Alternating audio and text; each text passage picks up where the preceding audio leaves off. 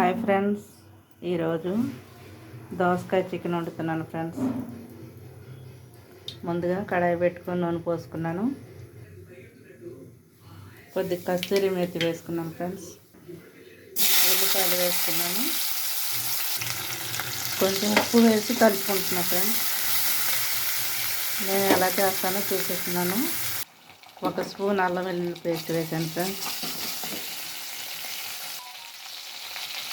అలా కొంచెం పసుపు కూడా వేసుకున్నాం. ఇప్పుడు చికెన్ వేసేస్తా ఫ్రెండ్స్.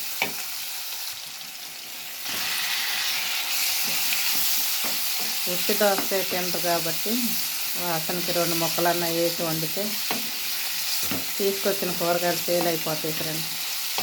ఏదో ఒక రకంగా కూరగాయలు పెట్టేస్తాం. అసలు ఉట్టి దానికంటే ఇలా వెజిటేబుల్ వేసుకొని వండుకుంటేనే బాగుంటాయి ఫ్రెండ్స్. ఇలా చక్కగా వేగిన తర్వాత టమాటా దోసకాయ కలిపి వేసేస్తా ఫ్రెండ్స్.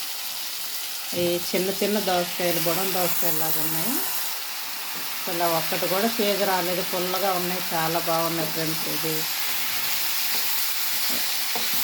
పెద్ద తీసుకుంటాం కానీ వాటిల్లో చేదులు చాలా వచ్చినాయి. అయితే చాలా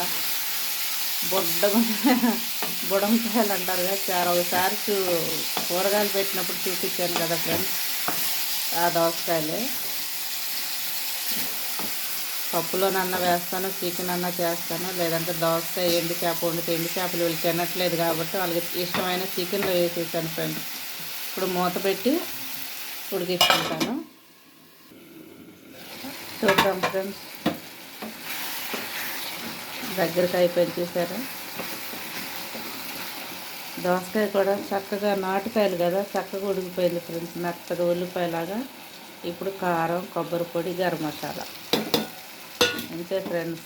సింపుల్గా అయిపోద్ది, చాలా రుచిగా ఉంటుంది ఫ్రెండ్స్. దోసకాయ మటను, దోసకాయ చికెను, ఏదన్నా దోసకాయ కాంబినేషన్ చాలా బాగుంటుంది ఫ్రెండ్స్.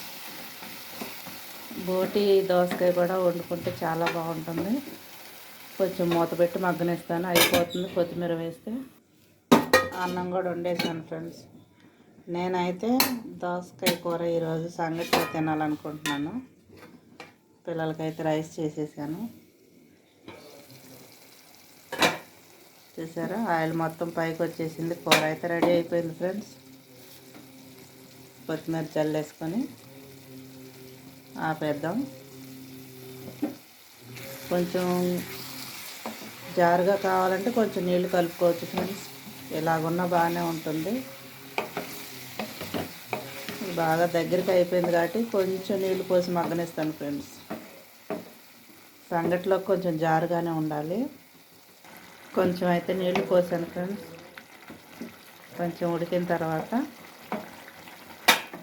సంగటిలో పోసుకొని తింటే చాలా బాగుంటుంది ఫ్రెండ్స్. వైట్ రైస్కి కూడా బాగుంటుంది. నేనైతే సంగటిలో తింటున్నాను ఫ్రెండ్స్. అయిపోయింది ఫ్రెండ్స్, చూసారుగా. ఇలా చేసుకోండి ఫ్రెండ్స్. సంగటిలోకైనా, వైట్ రైస్లోకైనా, చపాతీకైనా అన్నిటికీ బాగుంటుంది. కొంతమంది ఇలాగ వెజిటేబుల్ వేసుకుంటే ఇష్టపడరు. కొంతమందికి ఎప్పుడు ఫ్రై లాగా తినాలి, ఎగురు వండుకోవాలనే ఉంటుంది. నేనైతే మీకు చెప్పా కదా ఫ్రెండ్స్, పిల్లలకి నేను ఇలాగే తినిపిస్తాను వెజిటేబుల్ అని. నేనైతే సంగటిలో వేసుకుంటున్నాను. నాకు ముక్కలు అవసరం లేదు ఫ్రెండ్స్, కొంచెం గ్రేవీ వేసుకుంటాను. సంగటి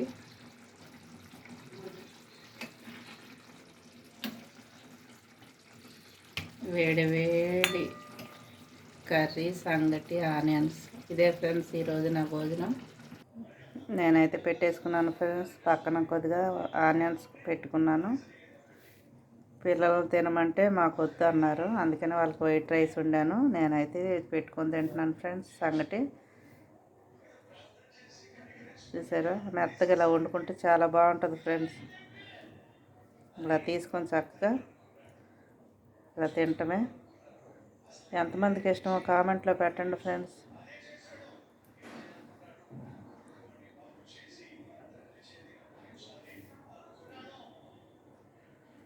చూసారుగా, ఏ కర్రీ అయినా బాగుంటుంది ఫ్రెండ్స్. సంగటితో పప్పు కానీ, పచ్చళ్ళు కానీ, ఏ కూర అయినా సరే సంగట్లో బాగుంటుంది, బలం కూడా. కాకపోతే చేసుకుంటానికి తినటానికి కూడా బద్ధకం.